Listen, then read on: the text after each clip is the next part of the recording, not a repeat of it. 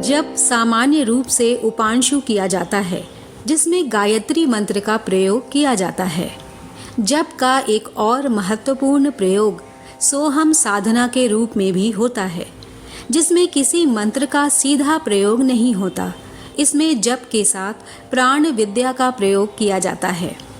सोहम साधना को अजपा जाप अथवा प्राण गायत्री भी कहा गया है। मान्यता है कि श्वास के शरीर में प्रवेश करते समय सा जैसी, सांस के विराम के समय ओ जैसी और बाहर निकलते समय हम जैसी अत्यंत सूक्ष्म ध्वनि होती रहती है। इसे श्वास क्रिया पर चिरकाल तक ध्यान केंद्रित करने की साधना द्वारा सूक्ष्म कर्णेंद्रिय द्वारा सुना जा सकता है, किंतु ये ध्वनि सूक्ष्म है, इसीलिए उसे अपने स्थूल कानों से नहीं, सूक्ष्म शरीर में रहने वाली सूक्ष्म कर्णेंद्रिय द्वारा शब्द तन्मात्रा के रूप में ही सुना जा सकता है। कोई खुले कानों से इन शब्दों को सुनने का प्रयत्न करेगा तो उसे कभी सफलता हाथ नहीं लगेगी। तत्वदर्शियों का मत है कि जीवात्मा के गहन अंतराल में उसकी आत्मबोध प्रज्ञा स्वयमेव जगी रहती है और उसी की स्फुरना से सोहम का आत्मबोध अजपा जाप बनकर स्वयं संचालित बना रहता है। संस्कृत भाषा के सा और अहम शब्दों से मिलकर सोहम का आविर्भाव माना जाता है। यहाँ व्याकरण शास्त्र की संधि प्रक्रिया के झंझट में पड़ने की आवश्यकता नहीं है। जो सनातन ध्वनियाँ चल रही हैं वे व्याकरण शास्त्र के अनुकूल हैं या नहीं, ये सोचना व्यर्थ है। देखना इतना भर है कि इन सनातन शब्द संचार का क्या भाव बैठता है। सो अर्थात वह, अहम अर्थात मैं, दोनों का मिला जुला निष्कर्ष निकला वह मैं हूँ। वह अर्थात परमात्मा, मैं अर्थात जीवात्मा, दोनों का समन्वय, एक ही भाव सोहम।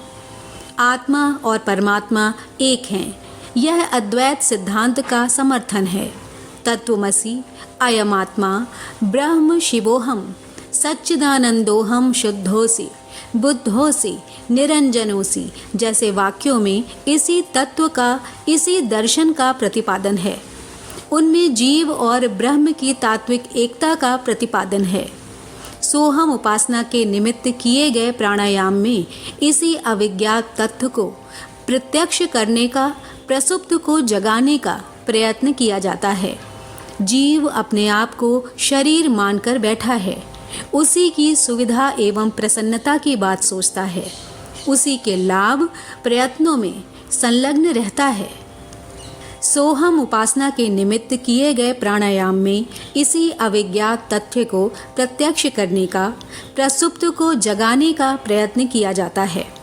जीव स्वयं को शरीर मानकर बैठा है, उसी की सुविधा एवं प्रसन्नता की बात सोचता है, उसी के लाभ प्रयत्नों में संलग्न रहता है। काया के साथ जुड़े हुए व्यक्ति और पदार्थ ही उसे अपने लगते हैं और उसी सीमित संबंध क्षेत्र तक ममत्व को सीमित करके अन्य सबको पराया समझता रहता है। अपनों के लाभ के लिए परायों को हानि पहुंचाने में उसे संकोच नहीं होता। यही है माया मग्न भव बंधनों में जकड़े हुए मोहग्रस्त जीव की स्थिति। इसी में बंधे रहने के कारण उसे स्वार्थ के, व्यर्थ के, अनर्थ के कामों में संलग्न रहना पड़ता है। यही स्थिति प्राणी को अनेकानेक आदि व्याधियों में उलझाती और शोक संताप के गर्त में धकेलती है। इससे बचा उबरा जाए, इसी समस्या को हल करने के लिए आत्मज्ञान एवं साधना विज्ञान का ढांचा खड़ा किया गया है। सोहम को सद्ज्ञान, तत्व ज्ञान, ब्रह्म ज्ञान कहा गया है। इसमें आत्मा को अपनी वास्तविक स्थिति समझने, अनुभव करने का संकेत मिलता है।